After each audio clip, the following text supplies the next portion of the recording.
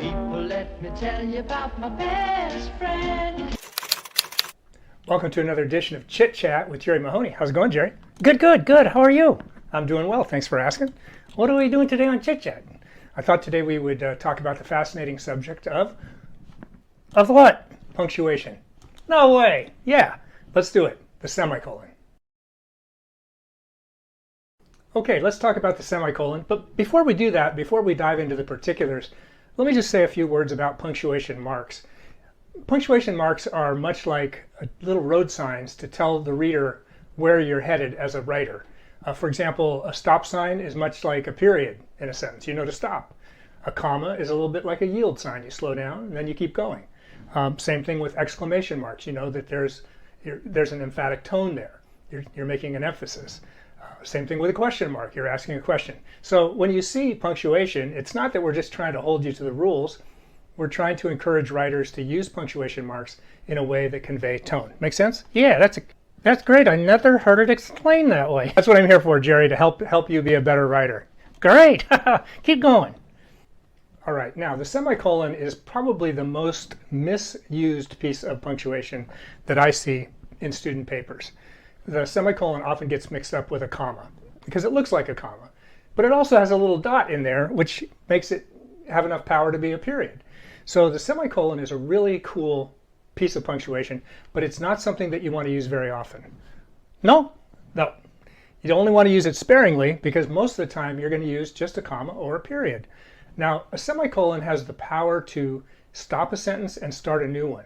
So you could put two sentences together that are complete independent sentences by themselves, and you can combine them with a semicolon when you want to draw attention to how closely related they are. Could you give an example? Well, sure. Let's think of an example. Jerry, what are two sentences that you can think of that are closely related? Let's see. How about Jim enjoys ventriloquism? Okay, Jim enjoys ventriloquism. He's no Paul Winchell. All right, that's true. I'm no Paul Winchell, but I do enjoy ventriloquism. So let's put those two sentences together. Jim enjoys ventriloquism. He is no Paul Winchell. Now, a semicolon there suggests through tone that those two ideas are closely related. In fact, often the semicolon has the ability to emphasize the second sentence that you are saying. And in this case, that he's no Paul Winchell. Here's how I would read that sentence with a semicolon. Jim enjoys ventriloquism. He's no Paul Winchell. Now we could put a comma, but in that sentence, in those two sentences, and combine them. This is called a coordinator. The words but, and, for, nor, or, yet, and so. Those are coordinators that work with commas. So we could, for example, say, Jim enjoys ventriloquism, comma, but he is no Paul Winchell. All right, so making sense so far? Yeah, I think so. So here's how I would read that sentence. Jim enjoys ventriloquism, but he's no Paul Winchell. With the semicolon, it sounds like this. Jim enjoys ventriloquism. He's no Paul Winchell. You see that difference, that little subtle difference in tone is what the semicolon can do for us. But you don't want to use it very often. If you use it too often, it looks like you're showing off, frankly. You don't really need to use a semicolon that often. Now, what's the other use of the semicolon you were saying? Right. So the other use of the semicolon we want to chat about today is that you can use a semicolon to separate items in a series, in a list. But most of the time, just go ahead and use commas if it's a short, simple list. You don't need to use a semicolon.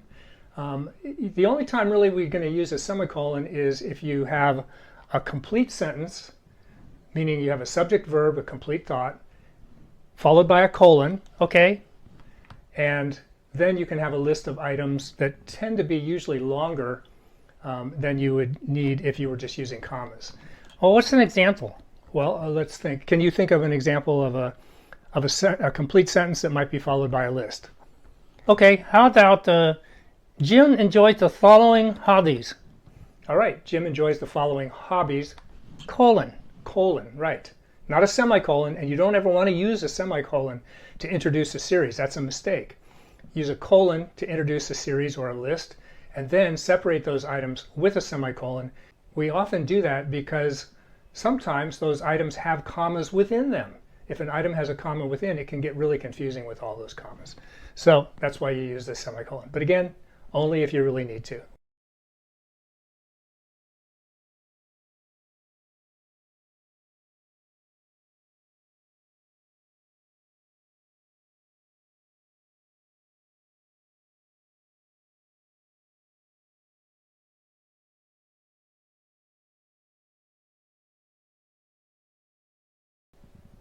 Well, that's going to do it with today's episode of Chit Chat. No jokes?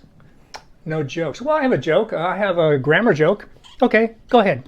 So the past, the present, and the future walk into a bar. Was it tense? You stole my punchline. I know. Hey, thanks for watching us today on Chit Chat with Jerry Mahoney, and we'll see you next time. See you then.